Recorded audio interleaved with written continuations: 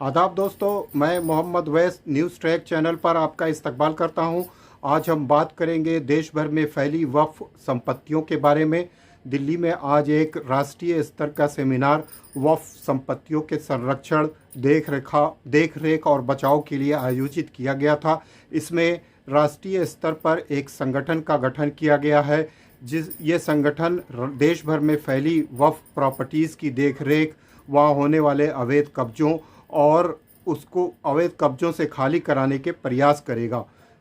इस संगठन का नाम वक्फ वेलफेयर फोरम रखा गया है और इसका चेयरमैन जावेद अहमद को बनाया गया है। इस संगठन के ज़रिए एक हेल्पलाइन का भी आयोजन किया जाएगा। ये हेल्पलाइन देश भर में फैली वक्फ संपत्तियों के संबंध में शिकायत सुनेगी और उन शिकायतों का निवारण करेगी। इस सम्मेलन में जोर देकर कहा गया है कि वक्फ संपत्ति मुसलमानों के पुरखों के ज़रिए वक्फ की गई है, इसलिए वक्फ संपत्तियों की देख रेख की जिम्मेदारी मुसलमानों की बनती है। ठीक है, सरकारों के ज़रिए इसकी देख रेख की जा रही है, लेकिन इस सरकारों के तमाम तर अमलों के बावजूद वक्फ प्रॉपर्टीज़ पर रोज़ कब्ज़ा हो रहा है। इसलिए हम मुसलमानों को चाहिए कि हम मिलकर एकजुट होकर वक्फ संपत्ति की देख रेख करें और अवैध कब्ज़ों से उसे बचाने का प्रयास करें। आइए देखते हैं एक रिपोर्ट।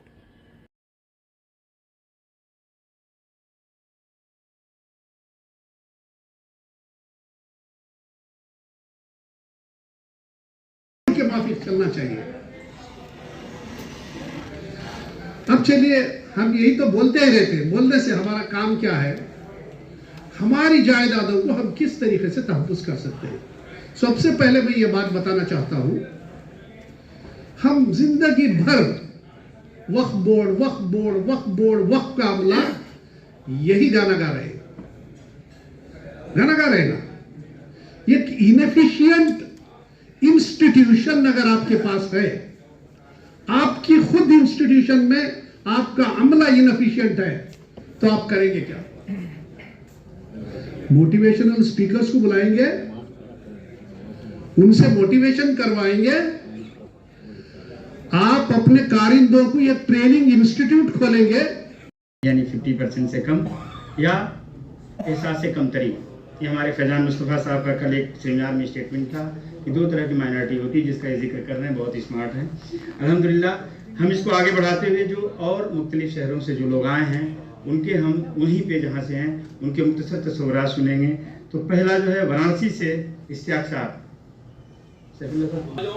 वही सकते हैं, क्योंकि मऊ में हमारे और यहाँ पे ऑफिस वक्फ वेलफेयर फोरम की परमानेंट ऑफिस है, इसके अपने नंबर हैं, अपनी वेबसाइट है और यहाँ पे पेड हैं ज़िले में, जहाँ पे जो लोग काम करते हैं दीन की खिदमत के लोग, जैसे हाफिज़ कुरान हैं, आलिम दीन है, उसको प्रायोरिटी दी जाती है और उसकी जो पेड होता है आखिर उसका भी खर्च कहाँ से चलेगा।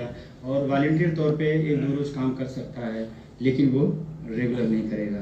तो अल्हम्दुलिल्लाह डे 1 से पेड कंसेप्ट है, यानी हर उसका कारगुजार जो डेडिकेटेड है उसकी सैलरी है। 1 नंबर हमने इसका कंट्रोल रूम एक सेंट्रली तौर पे कायम होगा, जिसका एक नंबर होगा।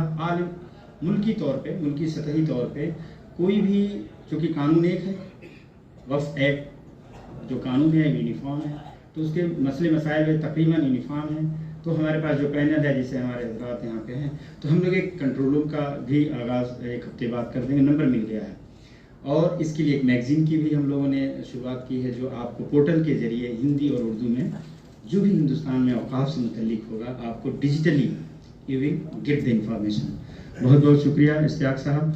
आप बैठे हैं, सेंट्रल वक्फ काउंसिल के अधिकारी हैं, ऑफिसर हैं। इनके गाइडेंस पर हमने लेटर जो है, जैसा अभी 53-54 सेक्शन का आप नाम सुन रहे थे, इसके तहत एसडीएम को वक्फ बोर्ड के चेयरमैन से लेटर इशू कराया गया रात के 11 बजे और इमीडिएट इनको दिया गया। इनकी तरफ से सिर्फ 2 रोज़ ताख़ीर हुआ। अगर वो ताख़ीर नहीं होती तो हो सकता है बाउंड्री की ऊंचाई कम होती, इस वजह से मदद हो पाई है। अल्हम्दुलिल्लाह आपकी मदद होगी, उसको खाली भी कराया जाएगा। बहुत बहुत शुक्रिया आपके आने का। भदोही से मैं, जैसा कि हमारे बीच जब्बार साहब ने पॉइंट आउट किया कि सिर्फ एक प्रॉपर्टी है। उसकी रीज़न ये है कि पहले वो कभी बनारस शहर का हिस्सा था, तो जहाँ पे तकसीम हुआ, जैसे सिद्धार्थ नगर है, कौशाम्बी है, कुशीनगर है, तो ये आजमगढ़ है। आज भी मैक्सिमम रिकॉर्ड मऊ के आजमगढ़ में है, तो इसका मतलब नहीं है। और डॉक्टर साहब ने काफ़ी लोगों को मोटिवेट किया, और बहुत बहुत शुक्रिया डॉक्टर साहब आपके आने का। जिसमें वक्फ इमलाक के बारे में भी तस्करा किया था सच्चर ने, और सच्चर ने कहा था कि अगर वक्फ प्रॉपर्टी से होने वाली इनकम मुसलमानों पे खर्च कर दी जाए तो नए या अलग से बजट एलोकेट करने की कोई ज़रूरत नहीं।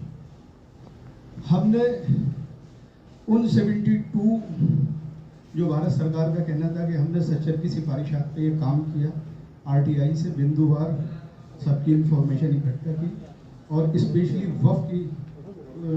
वक्फ इमलाक की रिपोर्ट इकट्ठा की पूरे देश भर के वक्फ बोर्डों से। मालूम हुआ लगभग 7 लाख एकड़ वक्फ की प्रॉपर्टी है, जिसमें सिर्फ 1.25 लाख एकड़ बाकी बची है। ये उन हालात में है कि वक्फ की प्रॉपर्टी न बेची जा सकती, न गिफ्ट की जा सकती, न ट्रांसफ़र की जा सकती। बहुत सारी जगहों पे सरकार काबिज, उसके दफ्तर काबिज, उसके मंत्रालय काबिज। दिल्ली की बात अगर मैं करूं तो 77% दिल्ली वक्फ की प्रॉपर्टी पे। यूपी, बिहार, कोई राज्य ऐसा नहीं बचा जहां वक्फ के ऑफिस ना चलते हों। बहुत सारे मुसलमान काबिज, बहुत सारे गैर मुस्लिम काबिज। वक्फ की प्रॉपर्टी के तहफ़्फ़ुज़ की बात बहुत हो गई। दलितों को, आदिवासियों को, उनको कारोबार के लिए ज़मीनें अलॉट की हैं, पट्टे किए हैं, उनको रहने के लिए घर दिए हैं, ताकि उनकी गुर्बत और पसमानदगी दूर हो सके। आज मुसलमानों में गुर्बत और पसमानदगी बेहाल है। जावेद साहब की अभी एक बात सुनी तो पता लगा गाजियाबाद में कोई कब्रिस्तान है जिसमें लोग रहने को मजबूर हैं। तो हम ये वक्फ की प्रॉपर्टी उन मजबूरों को कब देंगे? उन मजबूरों को खेती के लिए, कारोबार के लिए उस जमीन को पट्टा अलर्ट उनके नाम कब करेंगे? क्या वो बात होगी कहीं किसी? और ये एक पॉलिसी मैटर है, और सलीम साहब के साथ इसमें मजीद इस पे काम किया जाएगा, और ये इनकी बहुत उम्दा इसके मशवरे हैं।